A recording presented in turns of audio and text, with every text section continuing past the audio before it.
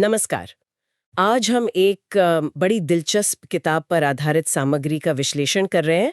किताब का नाम है इकिगाई, खुशहाल और लंबी जिंदगी का जापानी रहस्य। जी।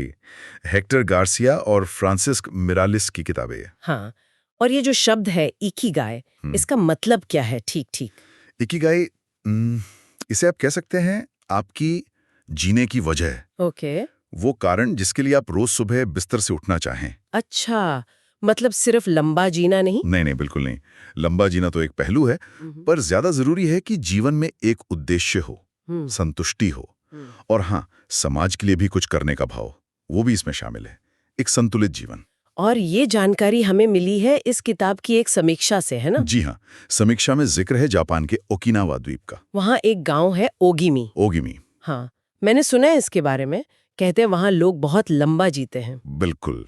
दुनिया में सबसे लंबी उम्र वाले लोगों में से कुछ वहीं रहते हैं। तो लेखकों ने वहां जाकर रिसर्च की। अच्छा, तो ये इकिगाई का राज वहीं से खुला। हाँ, समीक्षा यही बताती है।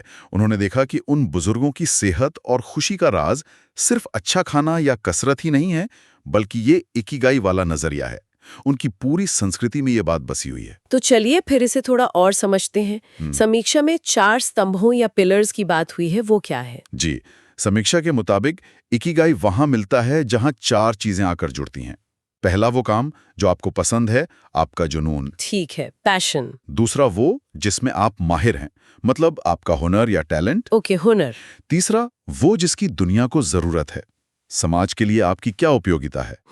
जरूरत। और चौथा, चौथा वो जिसके लिए आपको पैसे मिल सकते हैं, आपकी आजीविका, आपका पेशा। यानी पैशन, टैलेंट, नीड और प्रोफेशन।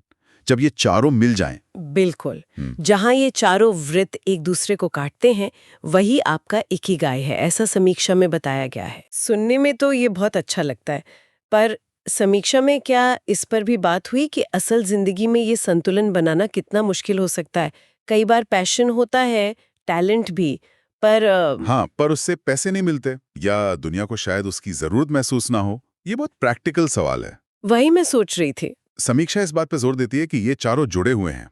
मतलब अगर सिर्फ पैशन है पर बाकी चीजें नहीं तो शायद निराशा हो, या सिर्फ पैसा है पर काम पसंद नहीं तो वो खोखलापन लगेगा। तो इकिगाई वो मीठी जगह है जहां ये सब मिलते हैं। एग्जैक्टली, वही स्वीट स्पॉट। समीक्षा में कुछ और बातों का भी जिक्र था, जैसे फ्लो या माइक्रो जॉय। ये क्या है? हाँ, फ्लो मतलब किसी काम में पूरी तरह खो जाना, जब आप कुछ कर रहे हो और आपको समय का पता ही ना चले। ये बहुत गहरी संतुष्टि देता है। अच्छा। और माइक्रो जॉय मतलब रोजमर्रा की छोटी छोटी खुशियां, जैसे सुबह की चाय का स्वाद या कोई अच्छा गाना सुन लेना, इन पे ध्यान देना। छोटी खुशियां, ये जरूरी हैं। बिल्कुल। और एक और अहम बात, समुदाय, लोगों से जुड़ाव। ओकिमी के लोग अकेले नहीं रहते, उनके सामाजिक रिश्ते बहुत मजबूत होते हैं। समीक्षा में इस पर भी जोर है। किताब में शायद 10 नियम भी बताए गए हैं इकिगाई के, जैसे हमेशा एक्टिव रहना, धीरे चलना। जी जी, हमेशा सक्रिय रहना, तनाव मुक्त रहना, पेट थोड़ा खाली रखना, अच्छे दोस्त बनाना, रोज मुस्कुराना, प्रकृति से जुड़ना, ये सब नियम उस जीवन शैली का हिस्सा हैं। तो ये नियम एक तरह से प्रैक्टिकल टिप्स हुए। हाँ, कह सकते हैं। ये उस फिलॉसफी को जीने का तरीका बताते हैं। हालांकि समीक्षा में ये भी लिखा था कि किताब कहीं-कहीं थोड़ी दोहराव वाली लग सकती है। अच्छा, ये भी ध्यान रखने वाली बात है। और ये कि इसमें वैज्ञानिक सबूतों से ज्यादा जीवन शैली और दर्शन पर फोकस है, तो इसे कोई साइंटिफिक रिसर्च पेपर ना समझे। सही कहा। ये एक नजरिया है, जीने का एक तरीका। बिल्कुल। और इसकी खूबी शायद इसकी सादगी में ही है। ये सोचने पर मजबूर करती है कि हमारे लिए असल में क्या मायने रखता है। तो संक्षेप में कहें, इकिगाई तब मिलता है जब आपका पैशन, टैलेंट, प्रोफेशन और दुनिया के लिए आपका योगदान, ये सब एक साथ आ जाए। एकदम सही कहा आपने।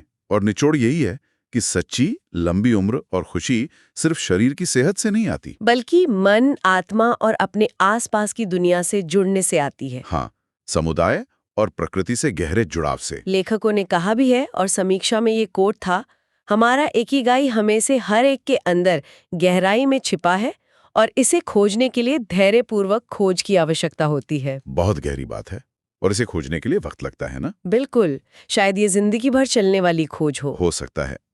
तो इसी विचार के साथ हम अपने श्रोताओं के लिए एक छोटा सा सवाल छोड़ सकते हैं। हाँ, जरूर। इकिगाई के 10 नियमों में से एक प्रकृति से जुड़ने की बात करता है।